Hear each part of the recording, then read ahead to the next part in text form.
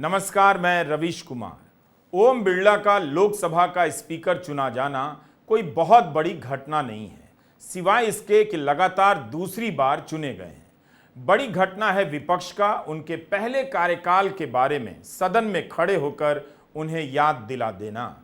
Speaker Om Birla को अपने स्वागत में यह सब सुनना पड़ा। तटस्थ रहा कीजिए, भेदभाव मत कीजिए, जनता की आवाज को ज्यादा से ज्यादा अवसर दीजिए। राहुल गांधी ने कहा कि कार्य कुशलता के नाम पर लोकतंत्र की भावना को पीछे नहीं रखा जा सकता।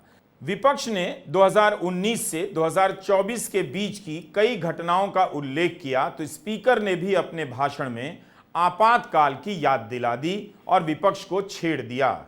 तो क्या विपक्ष के संविधानवाद के जवाब में स्पीकर की तरफ से आपातकाल की याद दिलाई गई, जो इन दिनों बीजेपी इमरजेंसी की याद में कार्यक्रम मना रही है।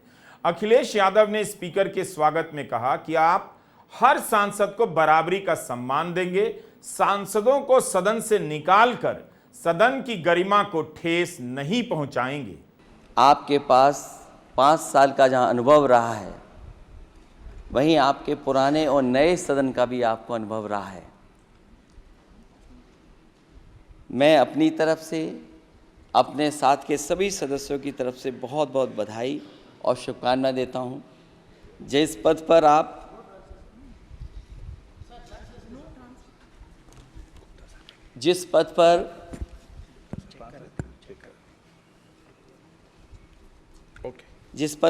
बैठे हैं,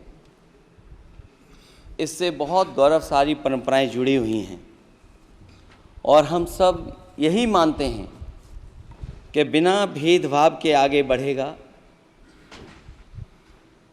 और लोकसभा के अध्यक्ष के रूप में आप हर सांसद और हर दल को बराबरी का मौका और सम्मान देंगे। निष्पक्षता इस महान पद की महान जिम्मेदारी है। आप लोकतांत्रिक न्याय के मुख्य न्यायाधीश की तरह बैठे हैं। हम सबकी आपसे अपेक्षा है कि किसी भी जनप्रतिनिधि की आवाज़ दबाई न जाए और ना ही निष्कासन जैसी कार्रवाई दोबारा सदन की गरिमा को ठेस पहुंचाएं। आपका अंकुश विपक्ष पे तो रहता ही है, लेकिन आपका अंकुश सत्ता पक्ष पे भी रहे।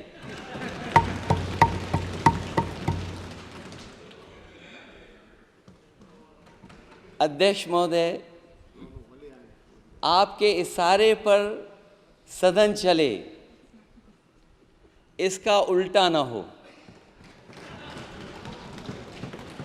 हम आपके हर न्याय संगत फैसले के साथ खड़े हैं।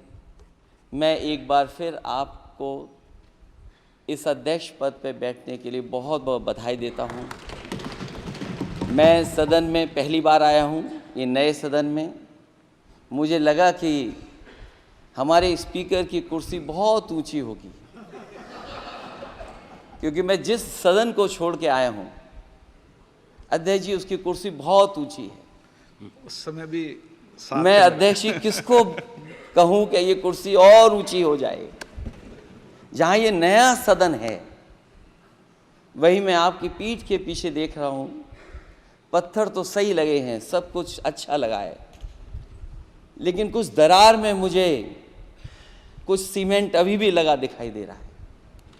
अध्यक्ष महोदय, मुझे उम्मीद है कि आप जितना सत्ता पक्ष का सम्मान करेंगे, उतना ही विपक्ष का सम्मान कर करके हमें भी अपनी बात रखने का मौका देंगे। मैं आपको बधाई देता हूं, शुभकामनाएं देता हूं, हर तरीके के साथ आपके साथ हैं। 2024 का यह जनादेश है कि विपक्ष बोल रहा है। इसी लोकसभा में पिछले कार्यकाल में क्या क्या नहीं देखा गया। विपक्ष के सांसद जब बोलने उठे तो उनकी माइक की आवाज गायब हो गई। राहुल गांधी भाषण दे रहे थे, तब लोकसभा के कैमरे पर उनकी जगह स्पीकर को ज्यादा दिखाया जाता रहा। 140 सांसद दोनों सदनों से निलंबित किए गए और बिना बहस के ही कई महत्वपूर्ण कानून पास किए गए। 17वीं लोकसभा में 115 सांसद निलंबित हुए हैं। इनमें से 100 सांसद अकेले 2023 के शीतकालीन सत्र में निलंबित किए गए। यह भी एक रिकॉर्ड है, बल्कि खराब रिकॉर्ड है। जब विपक्ष के सांसद दानिश अली को सांप्रदायिक गालियां दी गईं, तब स्पीकर ने काफी निराश किया था। तृणमूल सांसद सुदीप बंदोपाध्याय ने तो साफ साफ कह दिया कि कई बार आप सत्ताधारी दल के सामने झुक जाते हैं। डीएमके सांसद टीआर बालू ने कहा कि अब आप स्पीकर बन गए हैं, किसी पार्टी के सदस्य नहीं हैं, आपको निष्पक्ष रहना चाहिए। बालू ने जोर देकर 3 बार कहा, कृपया इम्पार्शियल, इम्पार्शियल और इम्पार्शियल रहिए। Sir, you might have been elected in lotus symbol. The lotus is known for, I always float in water, over the water. But it don't allow the water to stick onto the lotus. This is a natural thing. Like that, you might have been elected by my BJP friends. Hereafter, there is no politics between you and the house. You don't have any color also. There is no color at all. So you have to treat each and every opposition as well as ruling party in the same care. So I should only request you, kindly be impartial, impartial, impartial. The house doesn't run properly if there is no leader of the opposition officially. But we are glad that now our country has got one leader of the opposition in the parliament. Sir, parliamentary democratic system upon which we are the firm believers, it depends upon the secularism, communal harmony and unity of the country. It is my firm belief, and so far parliamentary democratic process is concerned, sir, a house belongs to the opposition. This attitude is to be adopted by the ruling party itself. Sir, you may have your good wishes, your good intention, but sometimes you have to bow down to the ruling party's pressure, which my experiences say. Sir, suspension of 150 MPs on one day, it has happened in this country.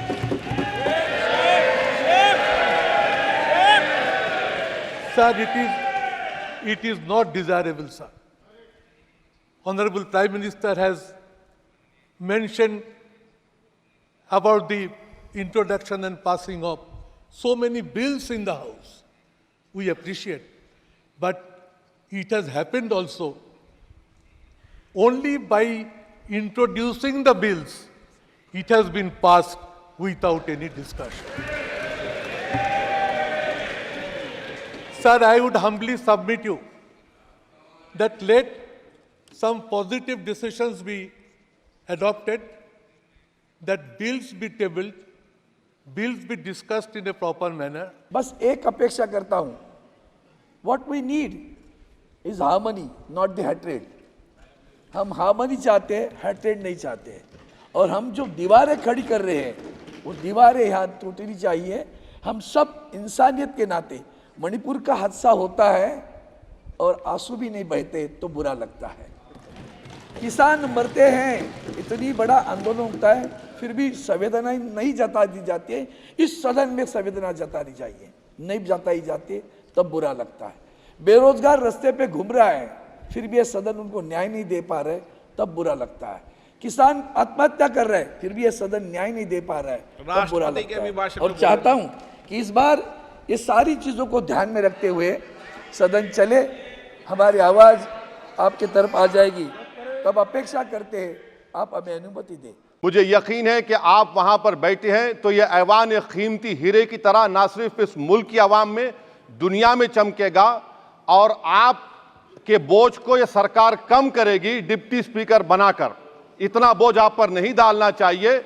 मैं मुबारकबाद देता हूं sir आपको, मैं मुबारकबाद देता हूं कि आप छोटी पार्टियों पर, यह ऐवान अपोजिशन और छोटी पार्टियों का भी है, हमको आप आवाज का मौका देंगे।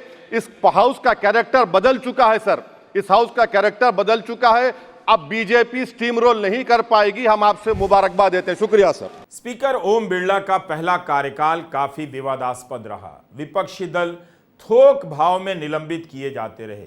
जिन नियमों के तहत चर्चा की मांग करते रहे उन्हें अनसुना कर दिया जाता रहा। पीआरएस लेजिस्लेटिव रिसर्च ने अपनी वेबसाइट पर लिखा है, 17वीं लोकसभा में केवल 274 बैठकें ही हुई। यह काफी कम है।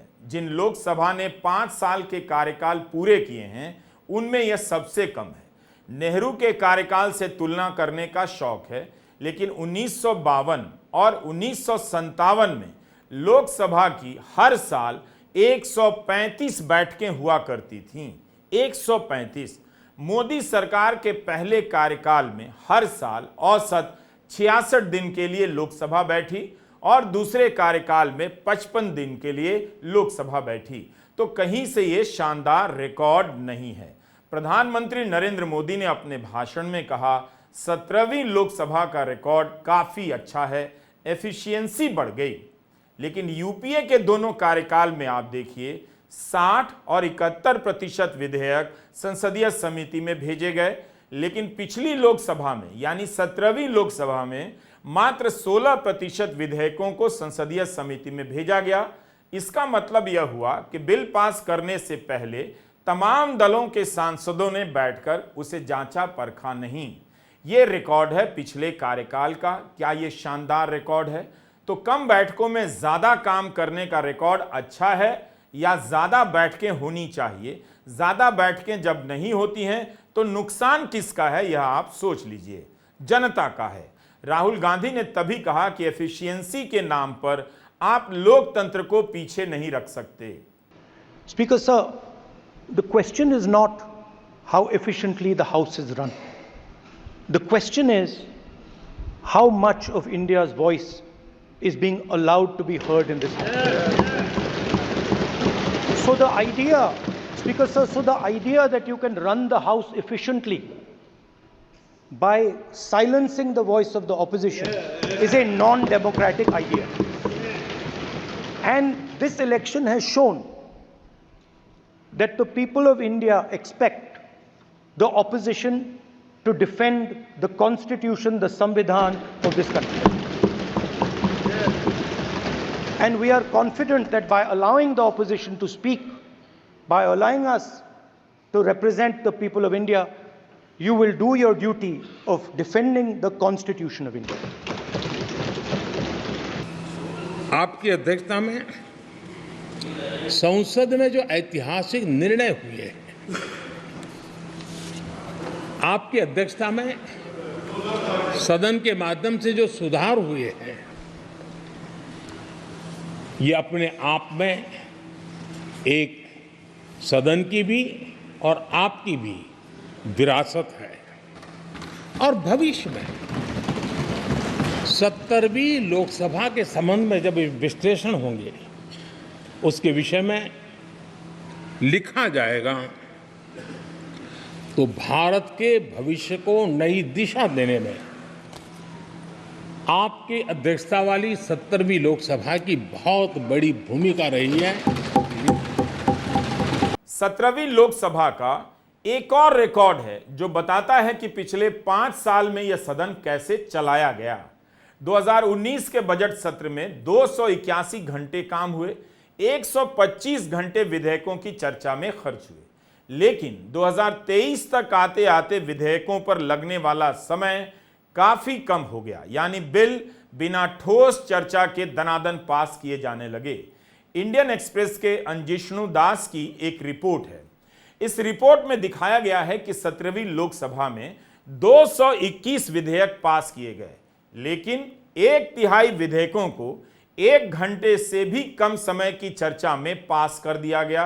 कई सारे विधेयक 1 घंटे से लेकर 2 घंटे की चर्चा में पास कर दिए गए। यह बता रहा है कि किस तरह से कानून बनाए जाने लगे थे। इस शानदार रिकॉर्ड के बाद भी ओम बिरला दूसरी बार लोकसभा के अध्यक्ष बनाए गए हैं और प्रधानमंत्री मोदी ने 17वीं लोकसभा के कार्यकाल की तारीफ की है। ओम बिरला ने अपने पहले कार्यकाल को याद नहीं किया, आपातकाल को याद किया और कांग्रेस की सरकार के समय क्या क्या हुआ यह सब याद किया। ये सदन 1975 में देश में आपातकाल इमरजेंसी लगाने के निर्णय की कड़े शब्दों में निंदा करता है। इसके साथ ही हम उन सभी लोगों की संकल्प शक्ति की सराहना करते हैं जिन्होंने इमरजेंसी का विरोध किया, अभूतपूर्व संघर्ष किया और भारत के लोकतंत्र की रक्षा का दायित्व निभाया। भारत के इतिहास में 25 जून 1975 के उस दिन को हम हमेशा काले अध्याय के रूप में जाना जाएगा। भारत के लोकतांत्रिक मूल्यों को कुचला गया और अभिव्यक्ति की आज़ादी का गला घोटा गया। इमरजेंसी के दौरान भारत के नागरिकों के अधिकार नष्ट कर दिए गए, नागरिकों से उनकी आज़ादी छीन ली गई। ये वह दौर था जब विपक्ष के नेताओं को जेल में बंद कर दिया गया, पूरे देश को जेल खाना बना दिया गया। तब की तानाशाही सरकार ने मीडिया पर अनेक पाबंदियां लगा दी गई थी, न्यायपालिका की स्वतंत्रता पर अंकुश लगा दिया गया था।